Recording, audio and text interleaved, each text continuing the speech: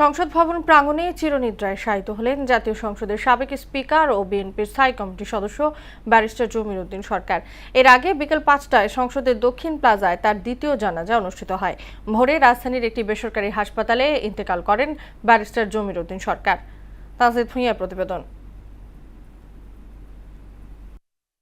জাতীয় সংসদের সাবেক স্পিকার ও সাবেক অস্থায়ী রাষ্ট্রপতি ব্যারিস্টার জমির উদ্দিন সরকারকে রাষ্ট্রীয় মর্যাদায় জাতীয় সংসদ ভবন প্রাঙ্গণে দাফন করা হয়েছে। এর আগে বৈরী আবহাওয়ার কারণে জাতীয় সংসদের দক্ষিণ প্লাজার টানেলে তার দ্বিতীয় জানাজা অনুষ্ঠিত হয়।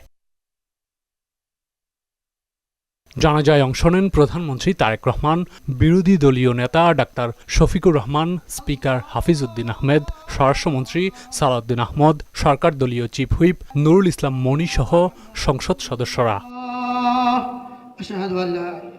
জানাজায় আরও অংশ নেন বিএনপির মহাসচিব ও স্থানীয় সরকার মন্ত্রী মির্জা ফখরুল ইসলাম আলমগীর, বিএনপির জাতীয় স্থায়ী কমিটির সদস্য ও সংসদ সদস্য ডক্টর আব্দুল মঈন খান, বিএনপির জাতীয় স্থায়ী কমিটির সদস্য এবং অর্থ পরিকল্পনা মন্ত্রী আমির খসরু মাহমুদ চৌধুরী।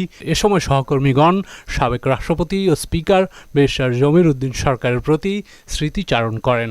তিনি সর্বজনপ্রিয় একজন ব্যক্তিত্ব ছিলেন, অজাতশত্রু। তার সম্বন্ধে কখনো কারো কাছ থেকে কোনোদিন আমরা কোনো বিরূপ মন্তব্য পাইনি। আমরা এই অসাধারণ মানুষটিকে আর ফিরে পাবো না। তার যে কাজ, সেই কাজগুলোকে যদি আমরা অনুসরণ করতে পারি তাহলে আমরা অবশ্যই উপকৃত হব।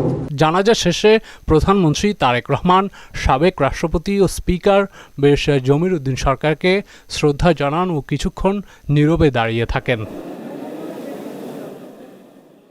পরে জাতীয়তাবাদী দল, বিএনপি, জাতীয় সংসদের স্পিকার, চিফ হুইপ, ডেপুটি স্পিকারগণ সাবেক রাষ্ট্রপতি ও স্পিকার ব্যারিস্টার জমির উদ্দিন সরকারকে ফুলের শ্রদ্ধা জানান। জানাজা শেষে প্রধানমন্ত্রী তারেক রহমান সহ স্পিকার, ডেপুটি স্পিকার, মন্ত্রী, প্রতিমন্ত্রী সহ গণ্যমান্য ব্যক্তিবর্গরা মোনাজাতে অংশ নেন। ধন্যবাদ সকলকে। এর আগে ধানমন্ডির তাকওয়া মসজিদে জমির উদ্দিন সরকারের প্রথম জানাজা অনুষ্ঠিত হয়। সেখানে অংশ নেন দলের নেতাকর্মী সহ সর্বস্তরের মানুষ। যদি তার কোনো কথায়, তার কোনো কাজে আপনারা কেউ কখনো মর্মাহত হয়ে থাকেন, অনুগ্রহ করে তাকে মাফ করে দিবেন। তানজিদ ভুঁইয়া, মোহনা সংবাদ, ঢাকা।